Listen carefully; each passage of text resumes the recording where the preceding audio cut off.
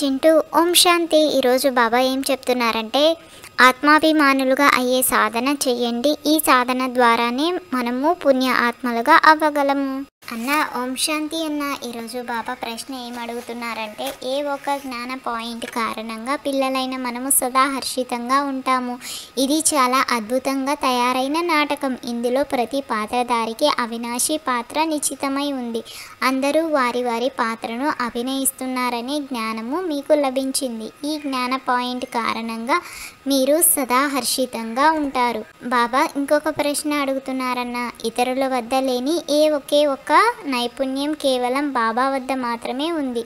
ఆత్మాభిమానులుగా తయారు చేసే నైపుణ్యం ఒక్క బాబా వద్ద మాత్రమే ఉంది. ఎందుకంటే వారు స్వయం సహా దేహిగా ఉన్నారు, సుప్రీంగా ఉన్నారు. ఈ నైపుణ్యం ఏ మనుషులకు రాదు. అరే చింటూ, మొట్టమొదట మనం ఆత్మ అని సాధన చేయాలి. అప్పుడు ఆత్మిక తండ్రి స్మృతి బుద్ధిలో నిలుస్తుంది. స్వయాన్ని దేహమని అనుకోకండి అని తండ్రి శిక్షణను ఇస్తున్నారు. ఈ జ్ఞానమును తండ్రి పూర్తి కల్పంలో ఒకసారి మాత్రమే ఇస్తారు. మళ్ళీ 5000 సంవత్సరాల తర్వాత ఈ జ్ఞానము లభిస్తుంది. స్వయాన్ని ఆత్మ అని భావిస్తే తండ్రి కూడా గుర్తుకొస్తారు. అర్ధకల్పం మీరు స్వయాన్ని దేహమని భావించాము, ఇప్పుడు స్వయాన్ని ఆత్మ అని భావించాలి. మనము ఎలాగైతే ఆత్మలో అలా నేను కూడా ఆత్మనే, కానీ నేను సుప్రీంను.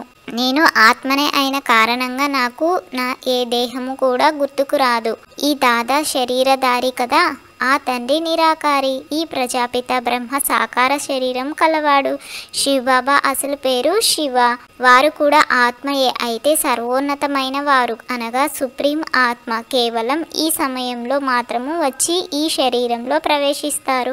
వారెప్పుడు దేహాభిమానులుగా అవ్వరు. సాకార మనుషులు దేహాభిమానులుగా ఉంటారు. వారు సదా నిరాకారులు. వారు వచ్చి ఈ సాధన చేయిస్తారు. మనము స్వయాన్ని ఆత్మగా భావించాలి అని చెప్తారు. నేను ఆత్మను ఈ పాఠమును కూర్చుని చదవండి. నేను ఆత్మ శివబాబా సంతానాన్ని. ప్రతి విషయంలో సాధన చేయాలి కదా. తండ్రి ఏమి కొత్త విషయాన్ని తెలియజేయడం లేదు. మీరు ఎప్పుడైతే స్వయాన్ని ఆత్మ అని పక్కా తెలుసుకుంటారో అప్పుడు తండ్రి స్మృతి కూడా బుద్ధిలో పక్కాగా కూర్చుంటుంది అన్న.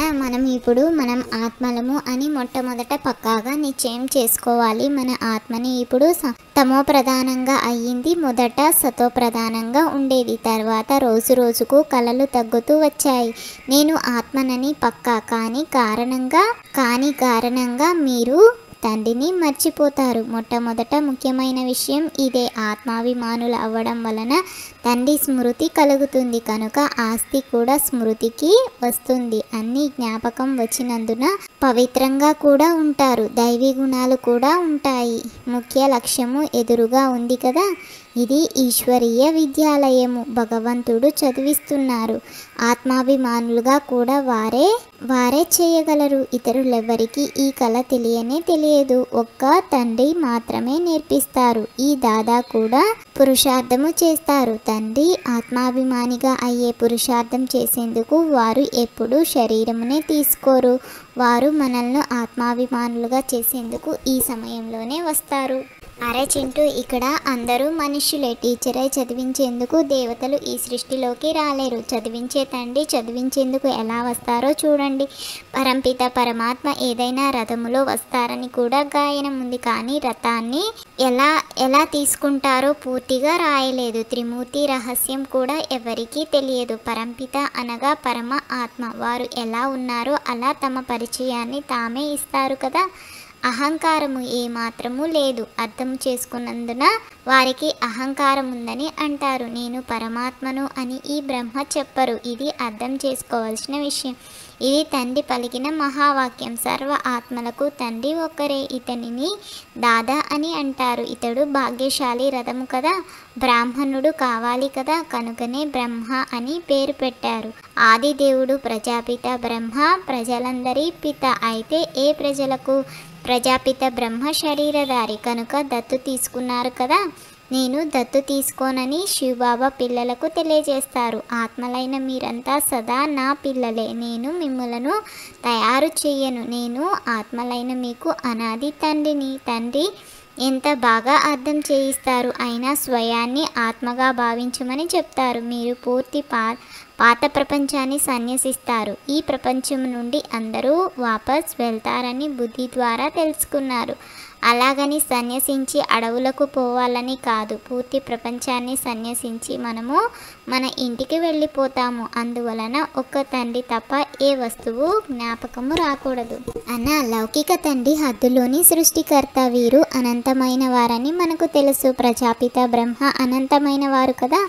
పిల్లలను దత్తు తీసుకుంటారు. శివబాబా తీసుకోరు. వారికి ఆత్మలందరూ సదా పిల్లలే. మేము ఆత్మలము, శివబాబాకు అనాది పిల్లలమని మీరు చెప్తారు. బ్రహ్మ మిమ్ములను దత్తు తీసుకున్నాడు. ప్రతి విషయాన్ని బాబా క్షుణ్ణంగా అర్థం చేసుకోవాలి. తండ్రి పిల్లలకు ప్రతిరోజు అర్థం చేయిస్తారు. కానీ బాబా స్మృతి ఉండదు అని పిల్లలు అంటారు. తండ్రి చెప్తారు దానికి కొంత సమయం కేటాయించాలి. బొత్తిగా సమయం ఇవ్వని వారు కూడా కొందరు ఉంటారు. బుద్ధిలో చాలా పనులు ఉంటాయి.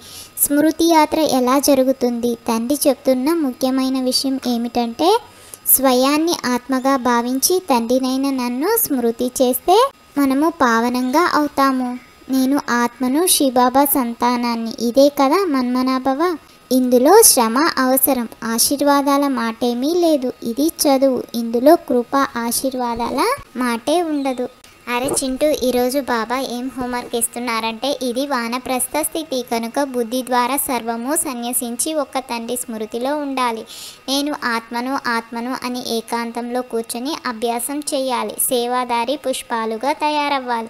దేహాభిమానానికి వశమై డిస్సర్వీస్ను జరిగే ఏ కర్మ చేయరాదు. అనేక మంది కళ్యాణానికి నిమిత్తులుగా అవ్వాలి. స్మృతి కొరకు కొంత సమయాన్ని తప్పకుండా కేటాయించాలి.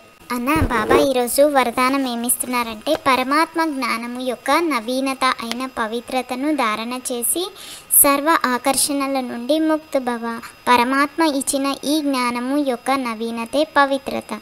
మనము నషాతో అగ్ని దూది కలిసి ఉంటున్న అగ్ని అంటుకోదు అని చెప్తారు. విశ్వానికి మీ అందరి ఛాలెంజ్ ఏమిటంటే పవిత్రంగా లేకుండా యోగి ఆత్మగా లేక జ్ఞాని ఆత్మగా అవ్వలేము.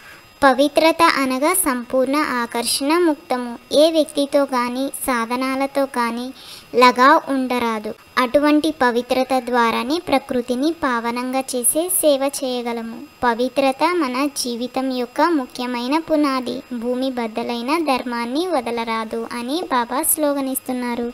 ఈ అన్నదమ్ముల సంభాషణ మీకు కనుక నచ్చినట్లయితే లైక్ చేసి షేర్ చేసి తప్పకుండా ఈ ఛానల్ సబ్స్క్రైబ్ చేయండి.